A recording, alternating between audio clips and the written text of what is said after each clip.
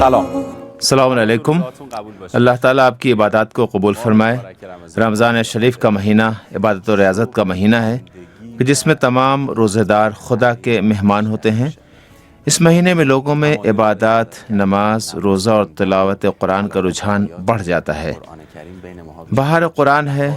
اس مبارک مہینے میں ہم سب لوگ اجتماعی طور پر خدا کی جانب قدم بڑھانے کی کوشش کرتے ہیں اور ہم سوچنے پر مجبور ہو جاتے ہیں کہ ہم اول وقت پر نمازیں ادا کر سکتے تھے، لیکن افسوس کہ ہم نے ایسا نہیں کیا. صدحیف، لیکن کتنا لطف آتا ہے، کتنا اچھا لگتا ہے کہ جب ہم نماز ظہرین، نماز مغربین اور سحری کے بعد نماز فجر ایک دوسرے کے شانہ بشانہ جماعت کے ساتھ اول وقت ادا کرتے ہیں. اسی لیے تو رمضان شریف کو بہار قرآن کہتے ہیں. جہاز ساحل پر لنگر انداز ہوا. اس پر شہد لدا ہوا تھا. ایک ضعیفہ ایک پیالہ لے کر آگے بڑھی اور تاجر سے شہد طلب کیا، لیکن تاجر نے اسے شہد نہیں دیا. وہ ضعیفہ واپس چلی گئی. اس کے بعد اس کے چلے جانے کے بعد تاجر نے اپنے خادم کو آواز دی اور کہا کہ اس ضعیفہ کے گھر کا پتہ چلاؤ اور اس کے لیے ایک بڑے برتن میں شہد بھر کر لے جاؤ.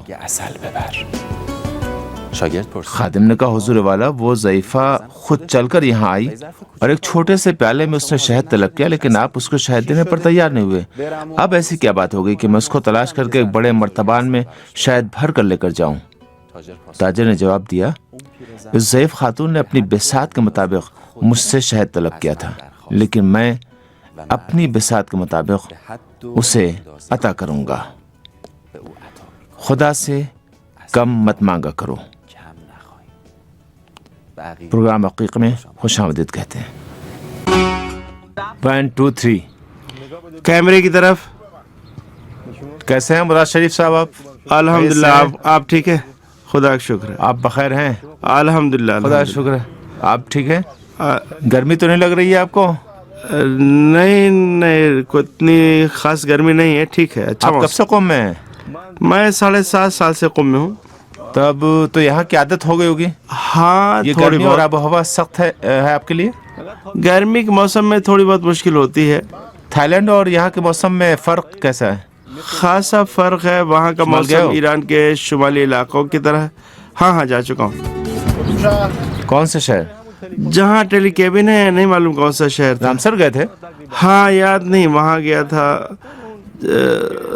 جو وہاں پہاڑ جو ہے، بی بی سکینہ، جمکران، اس طرح کی دیگر جگہوں پہ بھی کہاں جمتی ہے زیادہ تر؟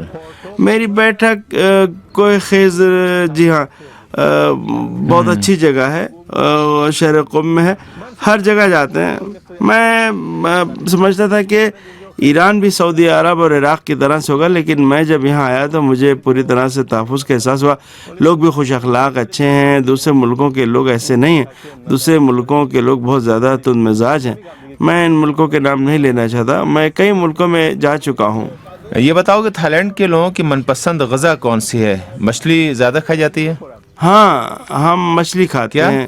تام یام گونگ کھاتے ہیں، یعنی جھینگا بھنگ کے ساتھ پکا ہوا. منشیات؟ نہیں، یہ تو مذاق تھا. مخصوص چاشنی ہے. کیا ہے یعنی مسالے وغیرہ ہیں؟ ہاں، مسالے، روٹی، مربع، سالن، چاول، کباب چاول لیتے ہیں انشاءاللہ. ایرانی کھانے میں کیا پسند؟ مجھے اولوے پسند ہے. لوبیا؟ اولوے پسند. اور میں سبزی کے ساتھ تمہارا رابطہ برقرار نہیں ہوا؟ ہاں، کیوں نہیں. مجھے پسند تو نہیں ہے یہ. مجھے درخت کی طرح جیسے میں نہیں کھا سکتا. لیمو امانی اب نہیں ہوتا؟ نہیں، وہی رنگ تو ہے لیکن بہرحال غذا نہیں ہے یہ. شادی کر لی یا نہیں؟ مبارک. ہاں کر لی. بہت بچے ہیں؟ ان کے نام؟ ہاں، فاطمہ، راضیہ، ام کلثوم اور ام طہا. اب بہتر ہے، لیکن اگر میں درس پڑھنا چاہیں تو کیا ہی بات ہے. مراد شریف صاحب، آپ کا بہت بہت شکریہ. ارے نہیں، کوئی بات نہیں. مجھے امید ہے کہ ہم ایک دوسرے سے مزید آشنا ہوں گے، البتہ اسٹوڈیو میں انشاءاللہ. انشاءاللہ ضرور آئیں گے. بہت شکریہ. خدا حافظ. خدا حافظ. خیلی خوش آمدید. پروگرام میں آپ کا خیر مقدم ہے. آج کے پروگرام میں ہم ایک ایسے نوجوان کی میزبانی کر رہے ہیں جس کا تعلق تھائی لینڈ سے ہے. اس کا تقریباً ایک عالمی نام ہے. دنیا کے بہت سے ملکوں اور معاشروں میں یہ نام رائج ہے. ایران میں بھی یہ نام چلتا ہے, آریہ فرام تھائی لینڈ. السلام علیکم ورحمۃ اللہ. بہت بہت شکریہ آپ کا پروگرام میں آنے کا. میں تمام ناظرین کو سلام عرض کرتا ہوں, تمام ایرانیوں کو.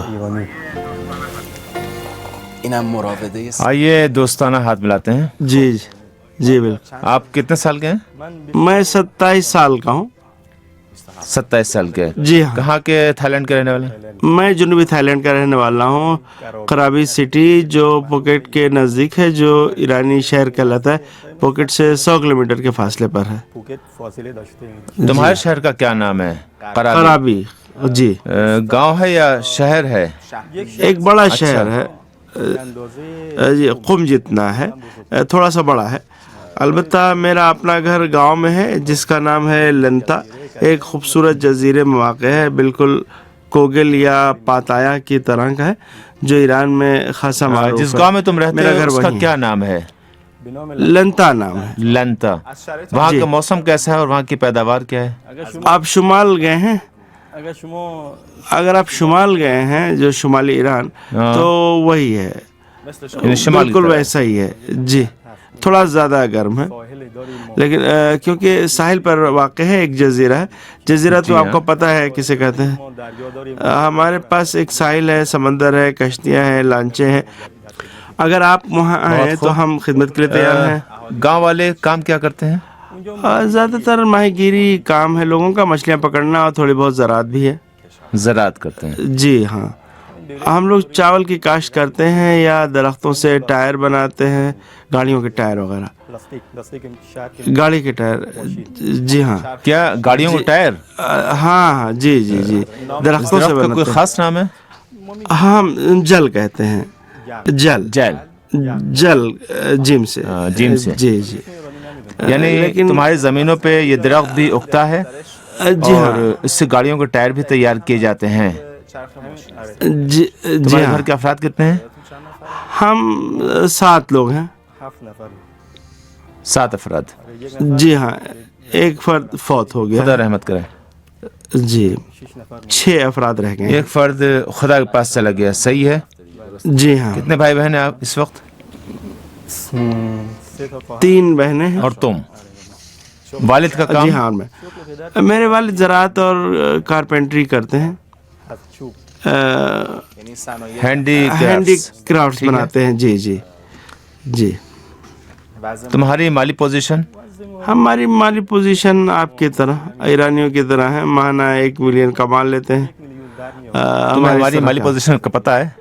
یہ تو میں نے ایسے ہی کہہ دیا, ممکن ہے کہ آپ میری طرح ہوں. تو تمہاری مالی پوزیشن اچھی ہے. اگر ایسا ہے تو پھر کیا کہنا. انشاءاللہ ہماری والی پوزیشن اچھی ہے. ایک متمول اور امیر گھرانے سے تمہارا تعلق ہے؟ تھائی لینڈ میں ٹھیک مناسب ہے. زراعت اور اسی طرح کام کے ساتھ کماتے ہو؟ جی جی. گھر کے سبھی افراد مل جل کر کام کرتے ہیں؟ مل کر, خواتین اور مرد دونوں؟ جی جی مل کر کام کرتے ہیں. جس علاقے میں تم رہتے ہو وہاں کا رہن سہن کیسا ہے؟ تمہارے گاؤں میں, جزیرے میں کلچر کے اعتبار سے کیا چیز نمایاں ہے؟ کلچر کے اعتبار سے عرض کروں کہ ہمارے گاؤں میں کسی خاص دین و مذہب کے ماننے والے نہیں تھے. بعض موقع پر فرشتوں, اس کی کچھ خاص چیزیں؟ ہاں, فرشتوں کی پرستش کرتے تھے. البتہ بت پرست بھی ہیں, بت پرستی ہے. یعنی ان کا مذہبی کلچر یہ ہے, اس میں بت پرستی بھی ہے. عرض کروں کہ میرا مقصد عام کلچر ہے, سماجی طور طریقے, رہن سہن, رسومات وغیرہ. مثلاً ایرانی بڑے مہمان نواز معروف ہیں. معروف ہے کہ اپنے کنبے کا بہت خیال رکھتے ہیں. معروف ہے کہ تعطیل کے دن یا چھٹی کے دن ایک دوسرے کے ساتھ مل بیٹھنے, وقت گزارنے, دوپہر اور رات کا کھانا مل کر کھانے کو پسند کرتے ہیں. کیا جہاں جس جزیرے میں تم رہتے ہیں اس طرح کلچر ایسا ہی ہے کہ لوگ مل جل کر رہے ہیں آپس میں؟ جی ہاں, ایسا ہی ہے. یہ تو ساری دنیا میں مشہور ہے. مثلا مہمان نوازی, اپنے کنبے والوں اور جاننے والوں کے ساتھ میل جول اور بات چیت کرنا, جی پوری دنیا میں معروف ہے. جی جی پوری دنیا معروف ہے. وہاں بہت زیادہ سیاح آتے ہیں, امریکہ سے, برطانیہ سے, جرمنی سے, ایران سے, پورے سال آتے ہیں. آپ جائیں تھائی لینڈ، ایرانی بہت جاتے ہیں، 1,60,000 ایرانی کچھ روز قبل ہی میں نے سفیر سے معلوم کیا تھا، انہوں نے بتایا کہ تھائی لینڈ آنے والے سیاحوں کی سالانہ تعداد بہت زیادہ ہے۔ ہماری ثقافت ہنستے رہنے والی ثقافت ہے۔ جیسے تم ہی شاداب و پرنشات۔ جی بالکل، جی شاداب۔ بہت اچھا، تمہارے ملک، تمہارے شہر، تمہارے گاؤں میں غیر ملکی سیاحوں کی آمد و رفت کی وجہ سے تم لوگ اپ ٹو ڈیٹ ہو گئے ہو، ماڈرن ہو گئے ہو، کیا ایسا ہی ہے؟ لوگوں کا رویہ اور رہن سہن ماڈرن اور عالمی معیار کا ہو گیا ہے؟ جی ہاں بالکل ایسا ہی، یعنی آپ جس ملک سے بھی آتے ہیں، جتنے بھی سیاح آتے ہیں، ہمیں ان کے ساتھ اچھے طریقے سے پیش آنا چاہیے، ان کے ساتھ اچھا برتاؤ کرنا چاہیے، ان کا شایان شان خیر مقدم کرنا چاہیے، وہ ہمارے لیے زر مبادلہ لاتے ہیں۔ آپ لوگوں نے کھیتی باڑی کے علاوہ کبھی نہیں سوچا کہ اتنی بڑی تعداد میں جو سیاح آتے ہیں کیوں نہیں؟ کس طرح آمدنی کا ذریعہ بنائیں، پیسہ کمائیں؟ آپ لوگ سیاحوں سے کیسے پیسہ کماتے ہیں؟ ہاں، میرے پاس ایک کشتی ہے، مکتب اہل بیت قبول کرنے سے پہلے میرے پاس کشتی تھی، کئی کشتیاں تھیں، تو میں سیاحوں مالی کو اعتبار سے آپ کشتیوں کی کے پوزیشن ذریعے بہت ادھر اچھی ادھر ہے۔ لے جاتا تھا۔ زراعت کا کام آپ نے بتایا کہ آپ کے پاس کشتیاں ہیں، زراعت کے ساتھ ہی ہینڈی کرافٹس کا کام تمہارے والد کرتے ہیں، تو اب تمہاری حیثیت اچھی ہے۔ جی شکریہ۔ بہت خوب۔ یونیورسٹی بھی گئے؟ نہیں، یونیورسٹی نہیں گیا، صرف انٹرمیڈیٹ تک میں نے پڑھا۔ اسکول کیا؟ کیسا مدرسہ تھا، اسکول تھا وہاں پہ؟ تعلیمی نظام کیسا ہے، مذہبی ہے، مذہبی نہیں ہے؟ مذہبی نہیں ہے، لڑکے لڑکیاں ایک ہی اسکول میں پڑھتے ہیں، ہم لوگ بھی اسی طرح ساتھ جاتے تھے، خوشی خوشی ساتھ گھومتے پھرتے تھے۔ میں اس وقت 15 سال کا تھا۔ 15 سال کے تھے؟ ہاں 15 سال کا تھا، یعنی ایک نوجوان تھا، میرے پاس موٹر بائک بھی ہے، ایک گاڑی بھی میرے پاس ہے، کھیتی باڑی بھی ہے، کشتی بھی ہے، میں کھلاڑی بھی ہوں، کسی حد تک باکسنگ جانتا ہوں۔ باکس؟ جی ہاں، باکسر، والی بالسٹ ہوں، فٹ بالر بھی ہوں، یہ سبھی کھیل لیتا ہوں۔ کون سی؟ یہ ایرانی یا غیر ملکی؟ ایران کی ٹیم؟ استقلال اچھی ہے۔ استقلال؟ جی استقلال۔ عالمی سطح پر تم کس ٹیم کو پسند کرتے ہو؟ اس ٹیم کا کیا نام ہے؟ وہ بارسلونا۔ ہاں بارسلونا، جس میں میسی کھیلتا ہے۔ اچھا، تھائی لینڈ کی فٹ بال ٹیم نے بھی حالیہ کچھ برسوں کے دوران خاصی پیش رفت کی ہے، اگرچہ ایران کے مقابلے میں ہاں پیش رفت تو کی، لیکن ہار گئی۔ گزشتہ سال آئی تھی ایران سے، ہار تھائی لینڈ کی ٹیم اچھی ہو جائے۔ انشاءاللہ آپ کی ٹیم کی سطح پر پہنچ جائے گی۔ بہت خوب۔ حقیقی اسلام سے آشنائی سے قبل تم تھائی لینڈ میں رہتے تھے، اپنے گاؤں میں، تم کس مذہب کو اس وقت مانتے تھے؟ میرا کوئی خاص دین نہیں تھا، صرف اپنے کام سے کام رکھتا تھا، اس لیے کہ ٹورسٹوں کے ساتھ کام کرنے کی صورت میں آپ مذہبی نہیں ہو سکتے، متدین نہیں بن سکتے، سمجھ گئے نا آپ؟ سیاحوں کے ساتھ، ٹورسٹوں کے ساتھ آنا جانا ہوتا ہے، ممکن نہیں ہے۔ آپ اگر یہ کام کرتے ہیں تو پھر کسی دین کی پابندی نہیں کر سکتے۔ دین اسلام ایک خاص دین و مذہب، اس طرح کے کام آپ کو بے دینوں کی طرح کرنے پڑتے ہیں، یہی کرنا پڑتا ہے بھائی، اس کے ساتھ جانا پڑتا ہے۔ بہت اچھا۔ اگر تم اجازت دو تو کچھ دیر کے لیے اسٹوڈیو سے ہم ایک فاصلہ لیتے ہیں، ہم نہیں بلکہ تم، اس دوران ایک پروگرام دیکھتے ہیں اور اس کے بعد پھر اپنی گفتگو کو آگے بڑھائیں گے اور آریہ سے اس کی یعنی اسلام سے آشنائی کے بارے میں سوال کریں گے۔ تھائی لینڈ کا رہنے والا ایک نوجوان جس کی ہر انگلی سے ایک ہنر ٹپکتا ہے، کھیل، کھیتی باڑی، کشتی کھینا، فٹ بال اور ہاں ہینڈی کرافٹس وغیرہ۔ دوبارہ حاضر ہوں گا آپ کی خدمت میں۔ خوش آمدید کہتے ہیں آپ سب کو۔ تھائی لینڈ کے جناب آریہ کی خدمت میں حاضر ہیں۔ آپ اسلام سے کیسے واقف ہوئے؟ شروع میں تو مجھے اسلام کے بارے میں کچھ بھی نہیں معلوم تھا، اگرچہ تھائی لینڈ میں مسلمانوں کی آبادی 10 ملین ہے۔ یہ تو ایک بہت بڑی تعداد ہے۔ جی ہاں، تعداد تو بہت زیادہ ہے، لیکن مسلمان ہمارے علاقے میں گھومنے پھرنے کے لیے نہیں آتے، مسلمان ساحلی علاقوں میں تفریح نہیں کرتے۔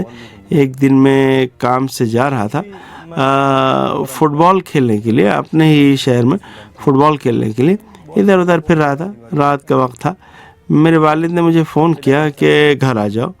میں نے کہا کہ کیا کوئی کام ہے مجھ سے؟ یعنی میری اپنے والد کے ساتھ تھوڑی سی دوری تھی.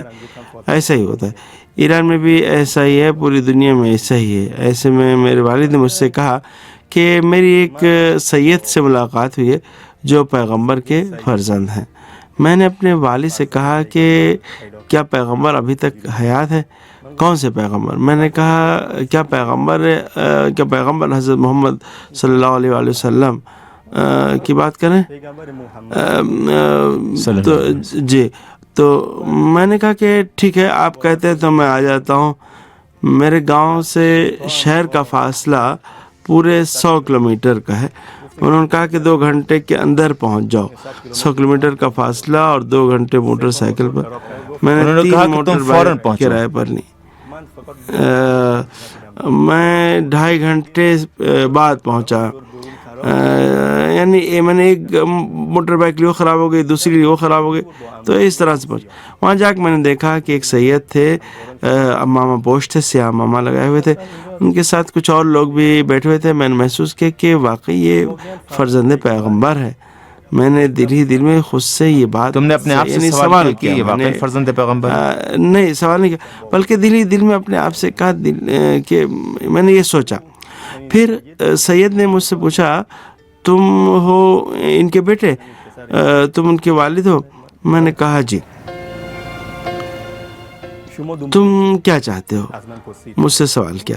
اس طرح تم کس چکر میں ہو؟ ادھر ادھر آتے جاتے ہو، کیا چاہیے تمہیں؟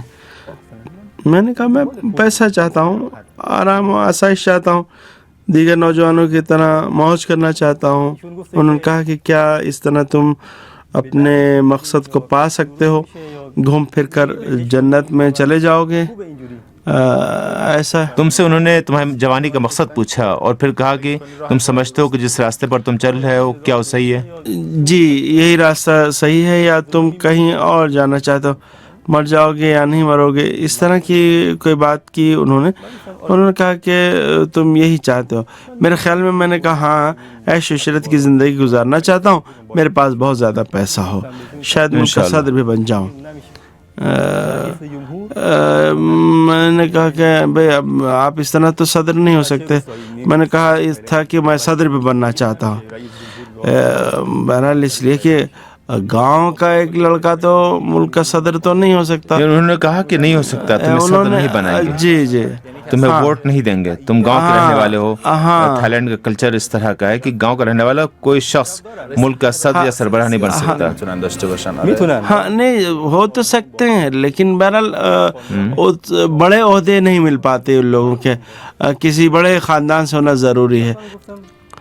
پھر میں نے کہا کہ انشاءاللہ جو آپ کہیں گے ویسا ہی کروں گا.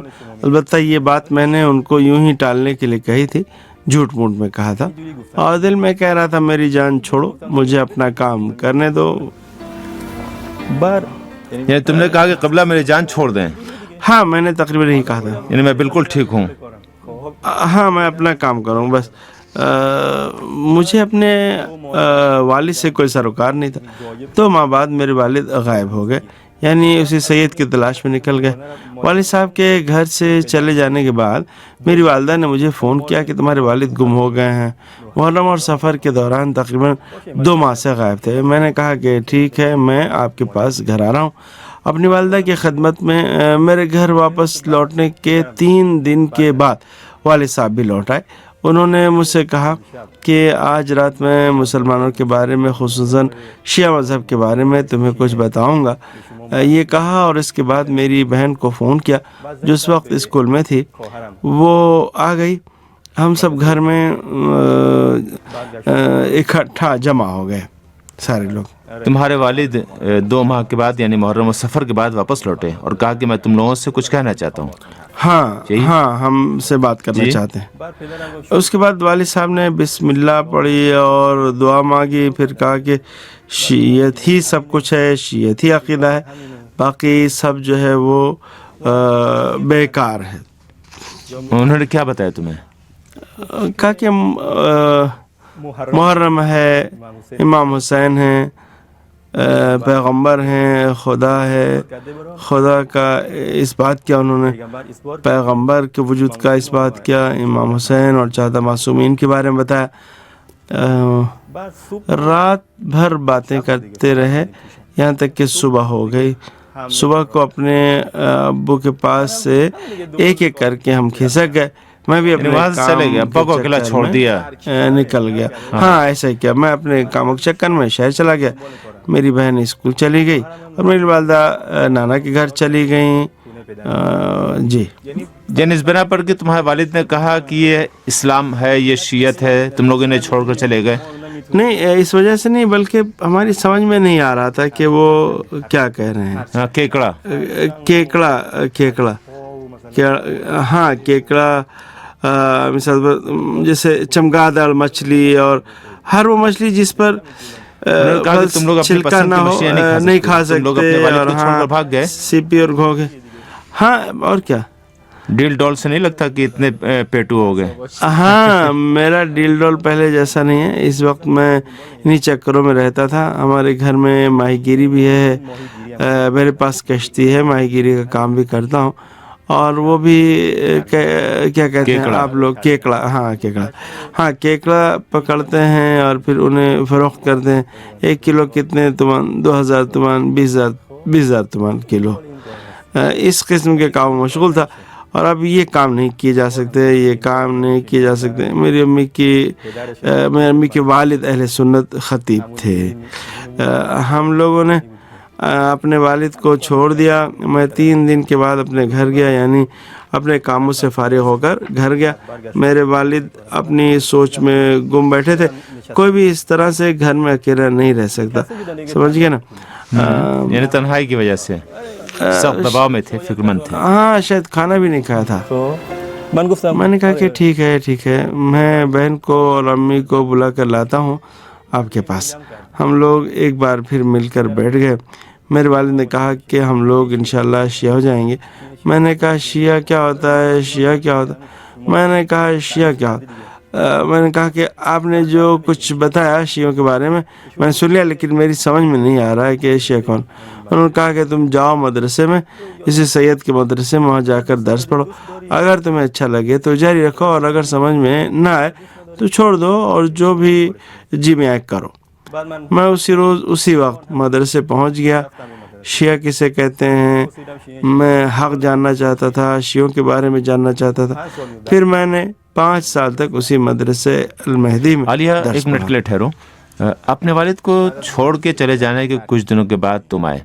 تم نے دیکھا کہ تمہارے والد اپنی سوچوں میں ڈوبے ہوئے ہیں، سوچ رہے کہ پورا گھر برباد ہو گیا. ہاں تو تم نے سوال کیا بابا کیا بات ہے؟ اور انہوں نے کہا کہ تم جاؤ اور مسلمان ہو جاؤ، شیعہ ہو جاؤ. تم نے بہت اطمینان سے کہا کہ ٹھیک ہے، بس میں جا رہا ہوں مدرسے، درس پڑھوں گا، شیعہ سے آشنائی حاصل کروں گا. تم نے اتنی آسانی سے ان کی بات مان لی. وہ لڑکا جو مال و دولت کے چکر میں تھا، اس کے بقول وہ 20,000 تومان پر 1 کلو کیکڑا بیچتا ہے. یہ سب کچھ ہوتے ہوئے کہتا ہے کہ میں شیعہ ہو رہا ہوں اور مدرسے جا رہا ہوں پڑھنے کے لیے. سب کچھ چھوڑ دیتا ہے اتنی آسانی کے ساتھ. آسان نہیں تھا. یعنی میں والد کے احترام میں ان کا اکلوتا بیٹا تھا، سمجھ گئے نا، اکلوتا. کیسے ہوا پھر؟ میں نے دیکھا کہ میرے والد کی آنکھوں میں آنسو ہیں. میرے والد خاصے سخت مزاج کے ہیں، لیکن اس وقت ان کی آنکھوں میں آنسو تھے. کیا کہتے ہیں، ہاں آنکھوں سے آنسو جاری ہیں. ہمارے والد ہماری خاطر رو رہے تھے. آپ نہیں سمجھتے کیا کہ وہ ہماری خاطر رو رہے تھے. اب میرا دل کیا کہتے ہیں، دل نہیں مانا، کہو نہیں دل نہیں. ہاں میں نے اسی وقت فیصلہ کیا.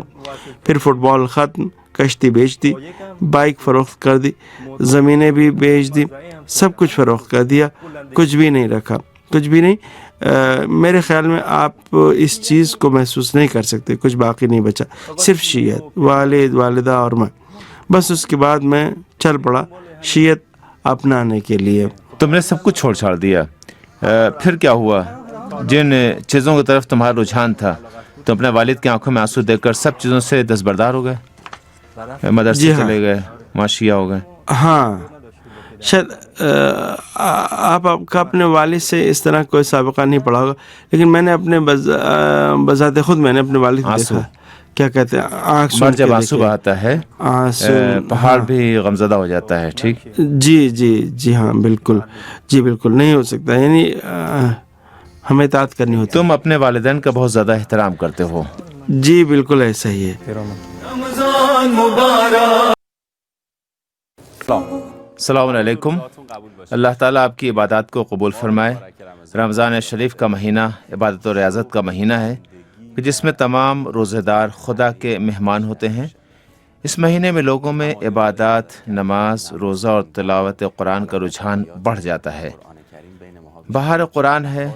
اس مبارک مہینے میں ہم سب لوگ اجتماعی طور پر خدا کی جانب قدم بڑھانے کی کوشش کرتے ہیں اور ہم سوچنے پر مجبور ہو جاتے ہیں کہ ہم اول وقت پر نمازیں ادا کر سکتے تھے، لیکن افسوس کہ ہم نے ایسا نہیں کیا. صدحیف، لیکن کتنا لطف آتا ہے، کتنا اچھا لگتا ہے کہ جب ہم نماز ظہرین، نماز مغربین اور سحری کے بعد نماز فجر ایک دوسرے کے شانہ بشانہ جماعت کے ساتھ اول وقت ادا کرتے ہیں. اسی لیے تو رمضان شریف کو بہار قرآن کہتے ہیں. جہاز ساحل پر لنگر انداز ہوا. اس پر شہد لدا ہوا تھا.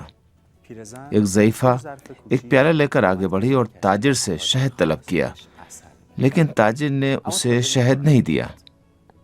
وہ ضعیفہ واپس چلی گئی. اس کے بعد اس کے چلے جانے کے بعد تاجر نے اپنے خادم کو آواز دی اور کہا کہ اس ضعیفہ کے گھر کا پتہ چلاؤ اور اس کے لیے ایک بڑے برتن میں شہد بھر کر لے جاؤ.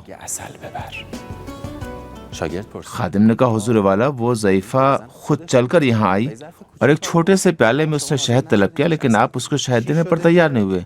اب ایسی کیا بات ہو گئی کہ میں اس کو تلاش کر کے ایک بڑے مرتبان میں شہد بھر کر لے کر جاؤں؟ تاجر نے جواب دیا، اس ضعیف خاتون نے اپنی بساط کے مطابق مجھ سے شہد طلب کیا تھا، لیکن میں اپنی بساط کے مطابق اسے عطا کروں گا.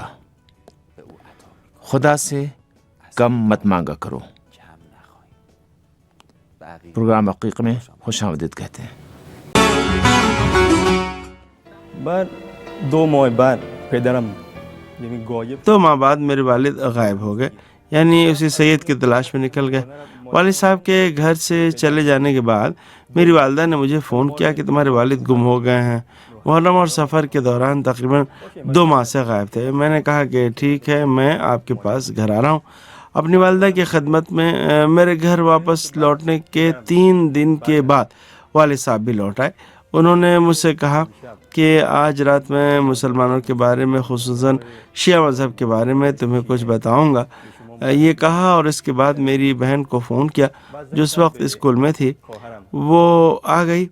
ہم سب گھر میں اکٹھا جمع ہو گئے سارے لوگ. تمہارے والد 2 ماہ کے بعد یعنی محرم و سفر کے بعد واپس لوٹے اور کہا کہ میں تم لوگوں سے کچھ کہنا چاہتا ہوں. ہاں ہم سے بات کرنا چاہتے ہیں. اس کے بعد والد صاحب نے بسم اللہ پڑھی اور دعا مانگی. پھر کہا کہ شیعت ہی سب کچھ ہے، شیعت ہی عقیدہ ہے، باقی سب جو ہے وہ بیکار ہے. انہوں نے کیا بتایا تمہیں؟ کہا کہ محرم ہے، امام حسین ہیں، پیغمبر ہیں، خدا ہے. خدا کا اس بات کیا انہوں نے، پیغمبر کے وجود کا اس بات کیا، امام حسین اور 14 معصومین کے بارے میں بتایا. رات بھر باتیں کرتے رہے یہاں تک کہ صبح ہو گئی. صبح کو اپنے ابو کے پاس سے ایک ایک کر کے ہم کھسک گئے. میں بھی اپنے چلے گیا، ابا کو اکیلا چھوڑ دیا، نکل گیا. ہاں ایسا ہی کیا. میں اپنے کاموں کے چکر میں شہر چلا گیا. میری بہن اسکول چلی گئی اور میری والدہ نانا کے گھر چلی گئیں. جی یعنی اس بنا پر کہ تمہارے والد نے کہا کہ یہ اسلام ہے، یہ شیعت ہے، تم لوگ انہیں چھوڑ کر چلے گئے؟ نہیں، اس وجہ سے نہیں، بلکہ ہماری سمجھ میں نہیں آ رہا تھا کہ وہ کیا کہہ رہے ہیں. کیکڑا مثال جیسے چمگادڑ مچھلی اور ہر وہ مچھلی جس پر چھلکا نہ ہو نہیں کھا سکتے. سیپی اور گھوگے. ہاں اور کیا. ڈیل ڈول سے نہیں لگتا کہ اتنے پیٹو ہو گئے؟ ہاں میرا ڈیل ڈول پہلے جیسا نہیں ہے. اس وقت میں انہی چکروں میں رہتا تھا. ہمارے گھر میں ماہی گیری بھی ہے، میرے پاس کشتی ہے, ماہی گیری کا کام بھی کرتا ہوں, اور وہ بھی کیا کہتے ہیں آپ لوگ, کیکڑا, ہاں کیکڑا پکڑتے ہیں اور پھر انہیں فروخت کرتے ہیں. 1 کلو کتنے تومان, 2000 تومان, 20,000 تومان کلو. اس قسم کے کام میں مشغول تھا, اور اب یہ کام نہیں کیے جا سکتے, میری امی کے والد اہل سنت خطیب تھے. ہم لوگوں نے اپنے والد کو چھوڑ دیا. میں 3 دن کے بعد اپنے گھر گیا, یعنی اپنے کاموں سے فارغ ہو کر گھر گیا. میرے والد اپنی سوچ میں گم بیٹھے تھے. کوئی بھی اس طرح سے گھر میں اکیلا نہیں رہ سکتا, سمجھ گئے نا. یعنی تنہائی کی وجہ سے سخت دباؤ میں تھے, فکر مند تھے. ہاں, شاید کھانا بھی نہیں کھایا تھا. میں نے کہا کہ ٹھیک ہے, میں بہن کو اور امی کو بلا کر لاتا ہوں آپ کے پاس. ہم لوگ ایک بار پھر مل کر بیٹھ گئے. میرے والد نے کہا کہ ہم لوگ انشاءاللہ شیعہ ہو جائیں گے. میں نے کہا شیعہ کیا ہوتا ہے, شیعہ کیا ہوتا ہے؟ میں نے کہا شیعہ کیا ہوتا ہے؟ میں نے کہا کہ آپ نے جو کچھ بتایا شیعوں کے بارے میں نے سن لیا, لیکن میری سمجھ میں نہیں آ رہا ہے کہ شیعہ کون. انہوں نے کہا کہ تم جاؤ مدرسے میں, اسی سید کے مدرسے میں, وہاں جا کر درس پڑھو. اگر تمہیں اچھا لگے تو جاری رکھو, اور اگر سمجھ میں نہ آئے تو چھوڑ دو, اور جو بھی جی میں آئے کرو. میں اسی روز اسی وقت مدرسے پہنچ گیا. شیعہ کسے کہتے ہیں میں حق جاننا چاہتا تھا, شیعوں کے بارے میں جاننا چاہتا تھا.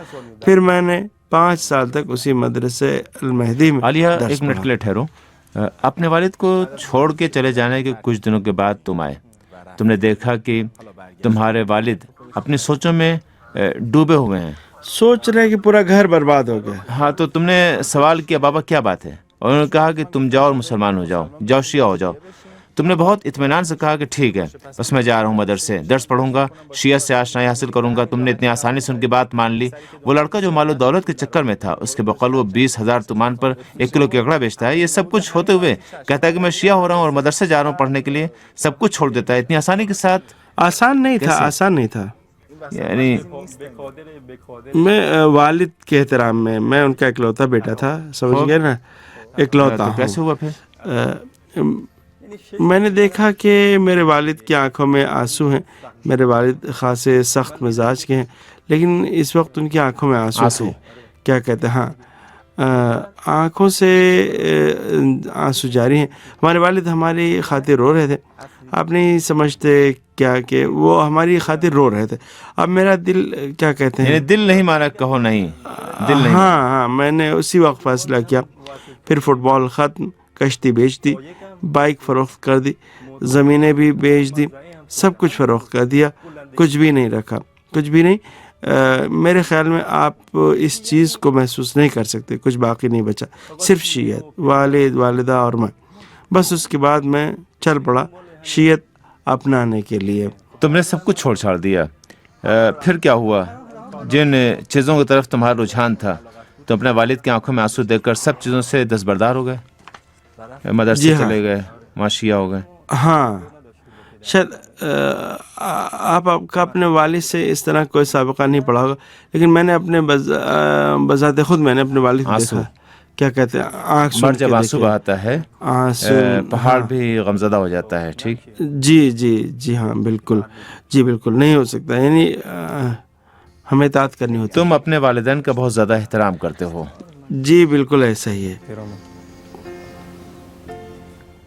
مدرسے میں جا کر 5 سال تک تم پڑھتے رہے. کچھ بتاؤ وہاں کے بارے میں. جی, دن رات میں شیعوں کے غلط کاموں اور برائیوں کو ہی تلاش کرتا رہا. برائیاں اور غلط قسم کے عقائد.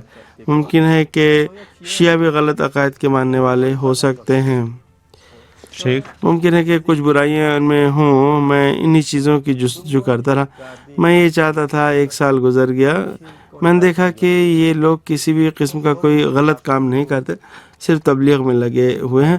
اور کیا کہتے ہیں, اسے عقلی قسم کی باتیں کرتے ہیں. تو ہم نے قبول کر لیا, میں نے تسلیم کر لیا.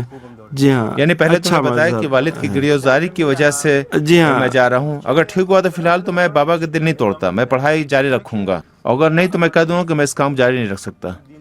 ہاں, بعد دیدار تم خود کیا سمجھ رہے تھے سید سے رابطہ برقرار کرنے کے بعد؟ تم پڑھے لکھے تھے، تعلیم یافتہ تھے، تم نے اپنی تحقیقات کے ذریعے جس راستے کا انتخاب کیا تھا اس کے بارے میں تمہاری اپنی سوچ اور رائے کیا تھی؟ پشیمان تو نہیں تھے؟ یعنی تم جو کام کر رہے تھے اس پر تمہیں پورا بھروسہ تھا؟ کشتی، فٹ بال وغیرہ؟ نہیں، یہ سب تو میں نے چھوڑ دیا تھا. مال اگر و چاہوں تو دولت، دوبارہ شروع کر سکتا ہوں. پیسہ ویسا؟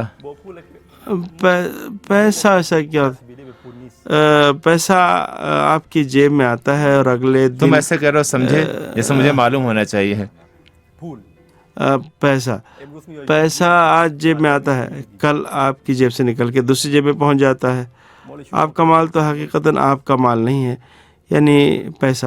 میں نے دیکھا کہ ایسے مالدار افراد کو جو سونامی آئی اور آپ کو بھی خبر ہوگی تہران میں سونامی آئی، ہر چیز ختم. میرے ساتھ بھی ایسا ہی ہوا. میری زمینیں، کشتی وغیرہ چلی گئی کسی اور کے پاس. انشاءاللہ اگر میں چاہوں تو غربت میں چلا جاؤں یا اپنا کام کروں تو بآسانی یہ کام کر سکتا ہوں. میں کام کر سکتا ہوں، کچھ نہیں ہوگا. لیکن پھر پیغمبر کا دین ہے، پھر میں شیعہ نہیں ہوں. بہشت میں جانا ہے، جہنم میں، مجھے کچھ نہیں معلوم. اگر اس زندگی میں گیا، شیعت کا مطالعہ کرنے مشغول ہو گیا، 2 سال 3 سال 5 سال میں وہاں رہا اور میں نے درس پڑھا. میں پوری طرح شیعت سے آشنا ہو گیا. پھر ایک ایرانی جامعۃ المصطفیٰ کی طرف سے وہاں آئے اور انہوں نے میرا امتحان لیا، نمبر بھی اچھے تھے. اب تمہاری سوچ اور نظریہ کیا ہے؟ ایران میں کیا پڑھ رہے ہو؟ شیعہ شناسی میرا سبجیکٹ ہے. شیعہ شناسی، اس کا مطلب ہے کہ ہم اس بارے میں مزید گفتگو کر سکتے ہیں. جی بالکل. شیعت اور حقیقی اسلام کے بارے میں تمہارا نظریہ کیا ہے؟ تم اب وہ نوجوان نہیں جو اپنے والد کے آنسو دیکھ کر دینی تعلیم حاصل کرنے کے لیے مدرسے چلے گئے ہو. ٹھیک ہے. اب تم شیعہ شناسی کے اسٹوڈنٹ ہو، ایک مسلمان نوجوان ہو. میں سمجھتا ہوں کہ یہ ایک حقیقت ہے اور کوئی من گھڑت بات نہیں ہے کہ شیعہ انقلابی ہیں، کام کے انقلابی ہیں. مثلا ایرانی ایک قوم نے انقلاب کیا، امام نے انقلاب کیا، حضرت امام حسین نے انقلاب کیا. کس کے لیے؟ شیعت کے لیے، حکومت کے لیے. کس لیے؟ پھر میں شیعہ ہو گیا. میرا سبجیکٹ شیعہ شناسی. میں سمجھ گیا ہوں کہ امام حسین نے کیوں تحریک چلائی، امام خمینی کس طرح کی حکومت چاہتے تھے، امام مہدی علیہ السلام کس طرح کی حکومت قائم کریں گے اور ان کی حکومت کیسی ہوگی. تم نے ابھی سید الشہداء کا نام مبارک لیا، کہا ہے امام حسین. جی ہاں. اور میرا ذہن فوراً کہاں گیا جب تم نے کہا تھا کہ تمہارے والد محرم و سفر کے دوران 2 ماہ تک گھر نہیں آئے تھے. جب آئے تو انہوں نے کہا کہ سب لوگ جمع ہو جائیں، میں تم سے بات کرنا چاہتا ہوں. تم نے اس کے بعد اپنے والد سے نہیں پوچھا کہ آپ 2 ماہ تک کہاں رہے، کیا وجہ تھی کہ آپ نے ہمیں بلا کر خلاصہ کلام کے ہمیں مخاطب کیا؟ تمہارے والد نے کیا باتیں کی تم سے، کیا بتایا تمہیں؟ مجھے تم لوگوں سے کام ہے. تم لوگ انسان بننا چاہتے ہو یا حیوان بننا چاہتے ہو؟ انہوں نے یہ سوال ہم لوگوں سے پوچھا. یہی کہا انہوں نے؟ میرے والد بالکل ایک شعر کی طرح بولتے ہیں. شعروں میں بات کر رہے تھے؟ ہاں بالکل. خوبصورت اور موزوں. ہاں خوبصورت اور مختصر، طولانی جملے نہیں بولتے. قصہ مختصر اس طرح سے بات کر رہے تھے کہ تم لوگ انسان بننا چاہتے ہو یا حیوان. میں نے کہا کہ میں انسان ہوں. کہنے لگے انسان کا ہدف کیا ہے؟ میں نے کہا کہ بڑے اور عظیم کام. پھر انہوں نے پوچھا کہ تمہارا عظیم ترین ہدف کیا ہے، یعنی انسان کا سب سے بڑا ہدف کیا ہو سکتا ہے؟ میں نے کہا کہ واقعی میں نہیں جانتا. پھر کہا تم امام حسین کو جانتے ہو؟ میں نے کہا نہیں. کہا فرزند پیغمبر ہیں، پیغمبر صلی اللہ علیہ وسلم کے فرزند ہیں. انہوں نے کیا کیا؟ بہترین کام کیا. میں نے کہا کہ انہوں نے کیا کام کیا؟ جواب دیا لوگوں کی ہدایت اور رہنمائی، یعنی مختصراً لوگوں کی ہدایت. میں آج خود اسی مشن کو آگے بڑھا رہا ہوں، لوگوں کی ہدایت و رہنمائی. چونکہ میں ہدایت پا گیا ہوں لہٰذا اب مجھے کسی چیز کی ضرورت نہیں ہے. لیکن ایسا نہیں تھا. ہاں میں نے خود کو پا لیا یا شاید نہیں پا لیا، پتہ نہیں. بہرحال تبلیغ کر رہا ہوں. میں آیا اور شیعہ ہو گیا، طالب علم بن گیا اور اب لوگوں کی ہدایت کا کام کر رہا ہوں. بہت خوب. میں تھوڑا سا وقت چاہوں گا تاکہ ان کی فراہم کردہ معلومات کو تھوڑا سا واضح کر دوں۔ پیغمبر اسلام کی حدیث شریف حدیث نبوی سے مزین کرتے ہیں اس پروگرام کو۔ انا والیون ابوا حاضل امہ، میں اور علی اس امت کے باپ ہیں۔ یہاں آریہ نے اپنے والد کی آنکھوں میں آنسو دیکھ کر بہت سی دنیاوی چیزوں سے آنکھیں بند کر لیں۔ روایت میں آیا ہے کہ ایم معصومین پیغمبر اسلام اور امیر المومنین جو ہمارے لیے باپ کا درجہ رکھتے ہیں، کیا معلوم میری غفلت کی بنا پر میری پسماندگی کی وجہ سے میری کوتاہی اور خطاؤں کے سبب آنسو بہاتے ہوں، ہمارے لیے ہاتھ اٹھا کر دعائیں مانگتے ہوں۔ قطعی طور پر ایسا ہی ہے۔ اگر ایسا نہ ہوتا تو ہماری زندگی کن فیکن ہوتی۔ میں اپنے بارے میں عرض کر رہا ہوں۔ اس طرح کے حوادث اور واقعات اور بسا اوقات ہم اپنے روزمرہ کے کاموں کے دوران بے توجہی برتتے ہیں اور خدا نخواستہ کسی کا دل توڑتے ہیں، کسی کو ٹھیس پہنچاتے ہیں، کسی کا حق تلف کرتے ہیں یا کسی ناگوار واقعے کا سبب بن سکتے ہیں۔ اگر امیر المومنین کی پدرانہ دعائیں نہ ہوتیں، اگر حضرت صاحب الامر اجل اللہ تعالیٰ فرج الشریف کی دعائیں ہمارے ساتھ نہ ہوتیں تو صورتحال کچھ اور ہوتی۔ اندر سے منقلب ہو جاتے ہیں جب ہم بزرگوں اور علماء سے سنتے ہیں کہ امام مہدی کو جب بھی پکارتے ہیں وہ تمہارے والدین سے زیادہ شفقت اور مہربانی کے ساتھ تمہیں جواب دیتے ہیں، لیکن میں ان کی آواز نہیں سن سکتا۔ اس میں صاحب خانہ کا کیا قصور ہے؟ عزیز علی ان ارى الخلق ولا ترى ولا اسمع لك حسیسا ولا نجوا۔ خیر مقدم کرتے ہیں۔ آریہ، تم نے اسلام سے مشرف ہونے کے بعد اپنا نام تبدیل کر لیا؟ جی ہاں، کیا نام ہے؟ محمد تمہیں کیا شریف۔ کہہ کر پکاریں؟ محمد شریف؟ جی ہاں، بس اگر اجازت ہو تو میں تمہیں محمد شریف کے نام سے پکاروں گا۔ ٹھیک ہے۔ کب سے ایران میں ہو؟ 7.5 سال سے میں۔ اور شیعہ شناسی کے اسٹوڈنٹس جی ہاں، ایران میں کیسے گزر رہی ہے؟ تھائی لینڈ کے مقابلے میں یہاں زندگی تھوڑی سخت ہے، اس لیے کہ گھر والے وہاں ہیں، ان کی عادت آتی ہے۔ البتہ یہاں بھی اچھا ہے، ایرانی بھی بہت اچھے ہوتے ہیں، ماحول بھی مذہبی ہے، یعنی ہم مذہبی ماحول میں زندگی گزار رہے ہیں۔ یعنی گھر والوں سے دوری اور ان کی یاد سخت کام ہے۔ جی ہاں، میں ادھر ادھر جاتا ہوں، ایرانی کھانے بھی کھا لیتا یعنی ہوں، ایرانی اچھے نہیں کھا ہوتے ہیں۔ سکتے کھانے؟ کیوں نہیں کھاتا ہوں؟ ہمارے اور تمہارے کلچر میں کیا چیز مشترک ہے؟ تمہارے خیال میں کون سی چیزیں ملتی جلتی ہیں؟ ما در چه چیزی به هم شبیه هستیم؟ میرے خیال میں تکلفات۔ ہاں، آپ تکلفات۔ تکلف پسند ہیں؟ جی بالکل، لیکن ایرانیوں کی تمہارے طرح۔ رکھ رکھاؤ سے تو بالکل نہیں لگتا کہ تم تکلف پسند نہیں ہو۔ میں تو مذاق کر رہا تھا آپ بہت ہی سے۔ سرات کے ساتھ تم نے مجھ سے گفتگو کی۔ نہیں، میں آپ سے مذاق کر رہا ہوں، میں تو آپ سے مذاق کر رہا ہوں، لیکن ایران اور تھائی لینڈ کے درمیان ایک چیز مشترک ہے، محبت وغیرہ جو ہے تمہارا، محبت بھی ہے۔ محبت آمیز تکلفات، اگر اس طرح سے کہیں زیادہ بہتر ہے۔ یہاں تمہاری مالی اعتبار سے کیا صورتحال ہے؟ یہاں مجھے وظیفہ ملتا ہے اور والد بھی میرے لیے پیسے بھیجتے ہیں، تو کسی قسم کی کوئی مشکل نہیں ہے بس میری۔ تمہارے والد مالی لحاظ سے تمہیں مدد کرتے ہیں؟ جی یہاں ہاں، رہنے کا مدد ارادہ ہے کرتے یا ہیں۔ واپس جاؤ گے؟ نہیں، ہم طالب علم ہیں، واپس جائیں گے تبلیغ کے لیے انشاءاللہ۔ جب درس ختم ہو جائے گا تو مبلغ کی حیثیت سے جائیں گے، یہاں نہیں رہیں گے۔ میں ایرانی شہری تو نہیں ہوں۔ بالکل ٹھیک، ہر ایک کو اپنا تشخص برقرار رکھنا چاہیے، یہ تو بہت ہی اچھی بات ہے۔ اگر دیکھیں، اگر آپ ایران کی شہریت لینا چاہتے ہیں تو آپ کو 20 سال تک ایران میں رہنا ہوگا۔ اس دوران آپ ایران سے باہر رفت و آمد نہیں کریں گے، یعنی 20 ہمیں سال بھی تک۔ بات پسند نہیں ہے کہ محمد شریف اپنا تشخص کھو دیں۔ عالم اسلام کی کس شخصیت سے زیادہ متاثر ہو؟ کس سے زیادہ چاہتے ہو؟ یعنی پیغمبر کے زمانے میں یا صدر اسلام سے لے کر معاصر شخصیات تک میں کسے چاہتے ہو؟ مجھے ذاتی طور پر امام کے قریبی ساتھی پسند ہیں، امام کے یا صاحب، جیسے جناب میثم تمار۔ جی، میثم تمار یا مقداد ابوذر۔ جی ہاں، تم ان کے کردار سے واقف ہو؟ جانتا ہوں۔ جی، مثلا تم میثم تمار کی شخصیت کے بارے میں کچھ بتا سکتے ہو؟ یقیناً ہمارے دیکھنے والوں میں بچوں اور نوجوانوں کی ایک بڑی تعداد موجود ہے جو روزے رکھ رہے ہیں۔ اس طرح کی معلومات ان کے لیے بہت ہی مفید واقع ہوگی۔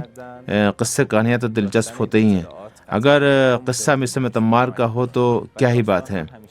بہرحال تم چاہو تو ابوذر یا مقداد کا قصہ بھی سنا سکتے ہو، میثم تمار کے بارے میں یا جس کا بھی بتا سکتے ہو۔ ہاں، میں میثم تمار کے بارے میں بات کروں گا۔ میسم تمار یعنی تمار یعنی خرما فروش. خرما فروش. جی ہاں خرما فروش. آپ حضرت علی کے محب تھے اور آپ سے بہت زیادہ انس رکھتے تھے. ہر کام میں حضرت علی کی اطاعت اور پیروی کرتے تھے. میسم تمار زیادہ مالدار نہیں تھے, ان کے پاس کوئی عہدہ اور منصب بھی نہیں تھا, لیکن اس کے باوجود حضرت علی کے دشمنوں کے ساتھ جنگ کرتے تھے. میرے خیال میں حضرت علی کی وفات کے بعد وہ فوت ہوئے. یعنی جہاں تک میں سمجھتا ہوں کہ حضرت علیہ السلام کی شہادت جی ان کی شہادت کے بعد. جی ہاں. اس کے بعد وہ حضرت علی کے فرزندوں کی اطاعت کرتے تھے,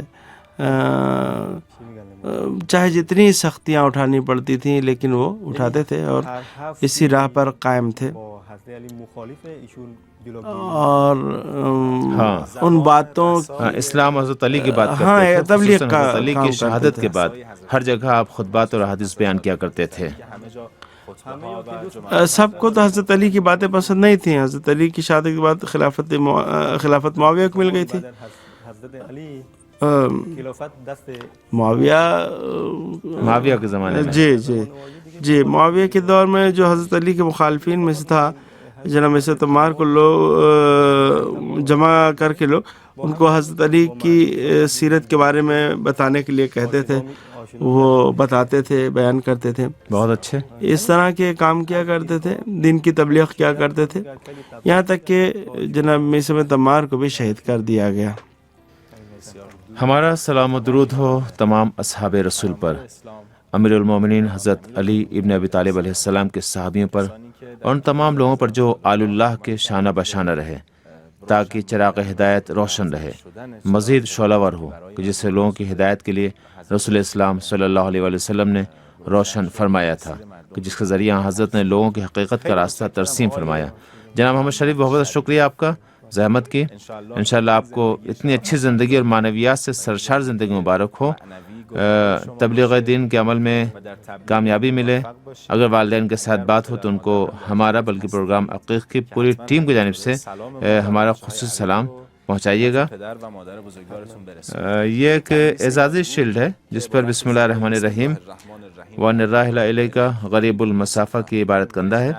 اسے میں آپ کی خدمت میں پیش کرتا ہوں. اس کے معنی ہے کہ جو بھی خدا کی طرف قدم بڑھاتا ہے اس کا راستہ نزدیک ہے. یہ ایک ہدیہ ہے جناب آپ کی. بہت شکریہ آپ کا, بہت شکریہ کہ ہمارے پروگرام میں آئے, اور ناظرین آپ کا بھی شکریہ کہ آپ ہمارے ساتھ رہے. ہمارے بچپن میں ایک بہت ہی اچھی بات ہوئی, خصوصاً 80 کے عشرے کے بچے اس بات سے اچھی طرح واقف ہیں کہ ہم نے کتابوں میں, کورس کی کتابوں میں صحابہ پیغمبر اور امیر المومنین کے اصحاب کے بارے میں بہت زیادہ قصے پڑھے ہیں. یہ وہ لوگ تھے جنہوں نے صدر اسلام اور اس کے بعد امامت کے ادوار میں بہت زیادہ سختیاں جھیلیں اور نور کے اس راستے کو جاری و ساری رکھا, اور سینہ بسینہ پیغام حق کو آگے بڑھایا, یہاں تک کہ ہمارے پاس پہنچ گیا. اس زمانے میں جب جعلی اور من گھڑت احادیث کو پیغمبر اسلام صلی اللہ علیہ وسلم سے منسوب کیا جا رہا تھا, میسم تمار حقیقی اسلام کی آواز بن گئے. ہمارے بچوں اور نوجوانوں کو اپنے مذہبی ہیروز کو پہچاننا چاہیے, ان کی سیرت سے واقف ہونا چاہیے, ان کی زندگی کے ایسے پہلوؤں کو بھی اجاگر کرنا چاہیے کہ جو لوگوں کی نظروں سے پنہاں ہیں, جو بلا شبہ ہمیں اس مقام اور ہدف سے نزدیک کر سکتے ہیں کہ جہاں ہمیں ہونا چاہیے. بہت شکریہ کہ ہمارا پروگرام دیکھا. التماس دعا, یا علی, خدا حافظ.